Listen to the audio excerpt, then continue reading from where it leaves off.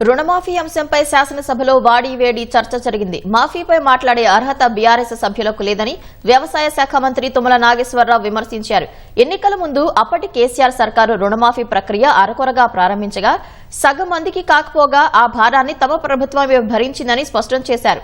పద్దులపై చర్చలో భాగంగా బీజేపీ సభ్యుడు పాయల్ శంకర్ రుణమాఫీ ఇంకా చాలా మంది రైతులకు వర్తించలేదని ప్రస్తావించారు. దీనిపై వ్యవసాయ శాఖ మంత్రి తుమ్మల నాగేశ్వరరావు జోక్యం చేసుకుని 20,000 కోట్ల రూపాయలను రైతు ఖాతాల్లో జమ చేశామని గుర్తు చేశారు. రైతు భరోసా సొమ్మును నెలాఖరులోగా పూర్తి చేస్తామని పునరుద్ఘాటించారు. ఈ రాష్ట్ర ఆర్థిక పరిస్థితి బాగుపడాలా, దాని కొరకు ఏం చేస్తున్నది ప్రభుత్వం? ఈ రాష్ట్ర ఆర్థిక పరిస్థితి బాగుంటేనే కదా ఈ సంక్షేమ పథకాలన్నీ కూడా అమలయ్యేది. ఒక పక్క ఉద్యోగులేమో పాపం ఆ 310 జీవోతోని ఆ రకంగా ఇబ్బంది ఉంటే వాళ్ళు జమ చేసినటువంటి డబ్బుల్ని కూడా ప్రభుత్వం ఇవ్వలేనటువంటి దుస్థితిలో ఉంటే సంక్షేమ పథకాలు ఏ రకంగా అమలు చేయగలుగుతారో ఒక్కసారి ప్రభుత్వం ఆలోచించాలి. ఆనాడు కాంగ్రెస్ పార్టీ నాయకునిగా మాట్లాడినటువంటి ఈనాటి ముఖ్యమంత్రి రేవంత్ రెడ్డి గారికి ఆ రోజు తెలంగాణ రాష్ట్ర ఆర్థిక పరిస్థితి గురించి తెలియదా?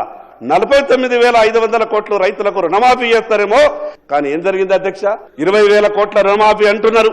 మీరు గొప్పగా అమలు చేస్తామంటున్నారు కాబట్టి ఆ విషయం మీద దృష్టి పెట్టండి, వాళ్ళు పడుతున్నటువంటి బాధను అర్థం చేసుకోండి.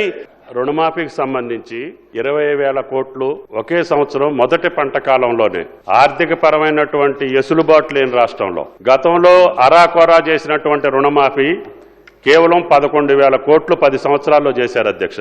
పల్లా గారు రైతు బంధు అధ్యక్షుడిగా నాకు తెలుసు, మీరు కూర్చోండి. మొదటి 4 సంవత్సరాల్లో 4 విడతలుగా రుణమాఫీ జరిగింది. అది వడ్డీకి సరిపోయిందని రైతుల ఘోష. తర్వాత టర్మ్లో 5 సంవత్సరాలకి ఎన్నికల ముందు 3 నెలల ముందు మొదలుపెట్టి కేవలం 11,000 కోట్లు రిలీజ్ చేస్తే సగం మంది రైతులకు కాకపోతే ప్రతి రైతుకి ఇవ్వాలనే సదుద్దేశంతో గౌరవ ముఖ్యమంత్రి గారు మొత్తాన్ని లెక్కగట్టాము. అందుట్లో పంట రుణాలు వేరు, అదేవిధంగా లాంగ్ టర్మ్ లోన్స్ వేరు, షార్ట్ టర్మ్ లోన్స్ వేరు. మేము ఇచ్చింది కుటుంబానికి ఒక 2 లక్షల రూపాయలు. ప్రభుత్వ నిర్ణయం కుటుంబానికి 2 లక్షల పరంగా మేము 20,000 కోట్లు ఈ రోజుకి రిలీజ్ చేయటం జరిగింది. రైతు భరోసాను కూడా ఈ నెలాఖరికల్లా వాళ్ళ ఖాతాలో జమ చేయటానికి 33,000 కోట్లు రైతుల నేరుగా వాళ్ళ జేబులో వేసినటువంటి ఏకైక ప్రభుత్వం రేవంత్ రెడ్డి గారి ప్రభుత్వం అని చెప్పి గౌరవ సభ్యులకి మనం చేస్తున్నా.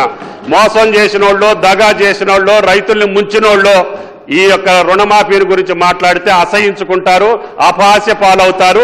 దయచేసి ఆ పార్టీలకి విజ్ఞప్తి, అటువంటి తప్పుడు మాటలు మాట్లాడొద్దని చెప్పి కూడా మీ ద్వారా గౌరవ సభ్యులకి మనం చేస్తున్నాం.